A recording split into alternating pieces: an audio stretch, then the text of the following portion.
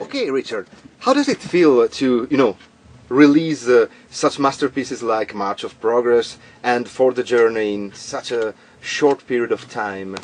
Well, it's very nice of you to call them masterpieces. We just love making music, so we just record, and when we're happy we release it. So sometimes it takes 5 years, sometimes it takes 2 years. But yeah, it's just a privilege to make the music and to know there are fans who want to buy it. So we're just happy guys. And how does it feel to be back on the road? Loving it, absolutely loving it, and a nice long tour. We're doing 3 weeks. We don't come to Italy very often, so it's great to come back here again. And how does it feel to work again in the last 2 records with Damien on vocals? The style has not changed, but the way, the approach to the composition of the songs, what can you tell us? It changes a little. I think with Mac's vocal it was a bit heavier. He had more of a growl in his voice. And so you'd write slightly different melodies for him. He had a different range, obviously every singer has a different range. So with Damien coming back, we have to just work out what makes him sound strong, what doesn't work for him. So we changed our writing a little. I think probably we're a bit more melodic now. With Mac you could do a bit more of a blast of power on the melody, and now with Damien he needs more of a melodic sound. So the sound changed a little bit, but not too much. I think you can still tell it's Threshold. And how do you remember good old Mac? Oh, I loved Mac. Fantastic guy, fantastic voice, and what a shame he's gone. It's a few years now since he died. Yeah. Really sad, but yeah, lovely guy. When I see videos of him on YouTube, I get a lump in my throat. It just makes me sad. Yeah, definitely. And what do you think about promoting the music nowadays with new technologies and stuff, streaming and downloading? I hate it. It's terrible. Okay. It's every musician hates it. Except for I did an interview with Dream Theater and they were very happy with the streaming. Yeah. But I mean, it's another. They're on a different level. Yeah. For most bands of our level. Sales are dropping. So bad. There's a new system out this week, I think, with YouTube, where you can pay £10 a month, and you get free music for as much as you want. And you think, if you can download 100 albums for the price of one album, then the bands are getting 100 times less, and that's where the problem is. It's really hard to make money from music, so everyone's going back and getting day jobs. So you're going to have less bands, less music. It's a real shame, but I guess you can't reverse technology. It's just that's the modern way. Yeah. So it's great we can reach more fans that way, but I think it's a shame. I think it's killed the industry. Yeah, and talking about this, your first, 4 albums have been released by Giant Electric P, by a good old friend, Martin Orford, who stepped out of the music business. Was very pissed off with this. And how do you remember, working in the 90s? Oh, it was all excitement and hoping to get bigger, hoping to, reach a point where you're playing at Wembley Stadium and selling 1 million records. And now, 20 years on, we still have the same dreams, we still have the same hopes, but we're probably a bit more realistic. Progressive metal has a certain audience, and we still have the same passion, but we just know a bit more about the industry, I think, and we still love doing it. And do you find any differences between the American audience and the press and the European ones? We actually don't play America very often. We go there for the occasional festival. We have good fans there, and we're very apologetic to them that we never go over there and play there.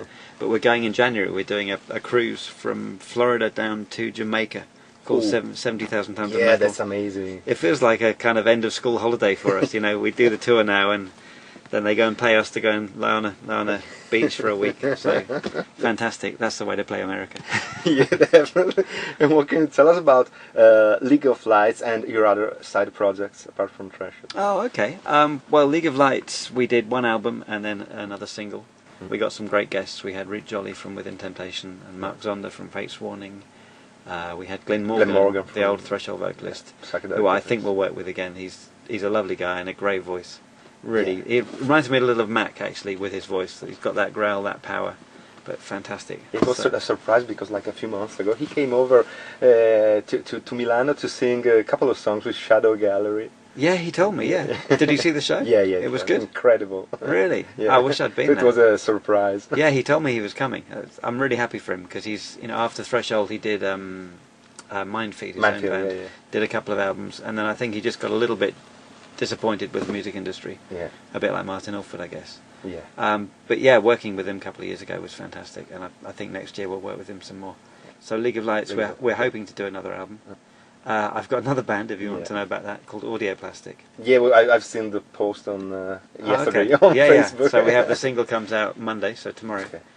It's a great album. I just played a little bit of keyboards. I helped a little bit with the mix, but they're a great band, and it's just great to be making music. You know, it's always a pleasure. Yeah.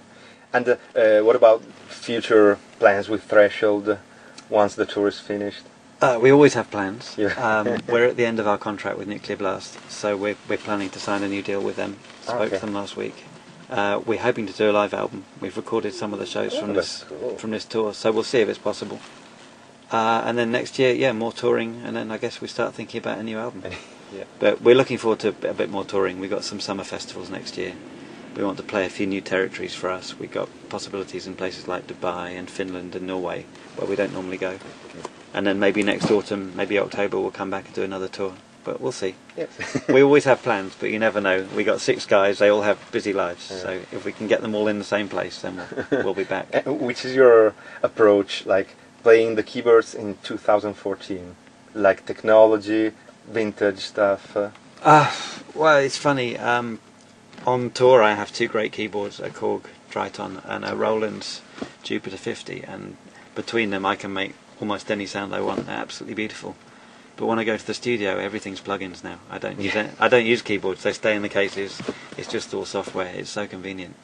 So I love technology. It makes my job so much, not easier, but it gives me so many more possibilities. You know, any sound you wanted ever, you can just get it on a plugin, and it's so convenient.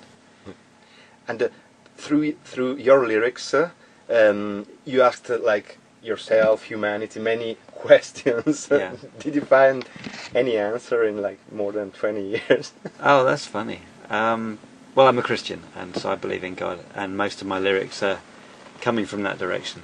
So it's about just looking for the truth, looking for who is God, why did He make Earth, why are we here? Yeah, but not in a dogmatic way. From what I read. No, I'm not trying to hit people on the head with the Bible. I'm like anybody. I'm just looking for the truth. You know, what's the point of us being here? What do we have to do to get back to the right place if we're going to heaven? What are the rules? How do we get back there? You know, what's the point? What happens after we die? And that's what interests me. Yeah. Because I think there's a lot more after death. Yeah, basically. And I don't want to miss out. I don't want to get just wiped out because I did it wrong. So I want to get to heaven and enjoy the next level. Yeah, because basically the truth behind the end remains unseen, of course. Yeah. And are you planning something different from music, like writing or music, but not with Threshold or side project, soundtracks, for example? I'd love to. I'm talking to a company in America about doing some TV and film music. Jingles and... So it's possible. Yeah, I do a lot of instrumental piano-based music. And I'm trying to get that placed in some movies, but I don't know. Yeah. Everyone's trying the same thing. You never know what's possible. But I just love making music, so I'm always happy your life. when I can make something. Yeah. One final message to the Italian fans of Threshold. Yeah, sorry we don't come here very much. It's great to be back. I love this country so much, and we're just looking forward to tonight. It should be a great show.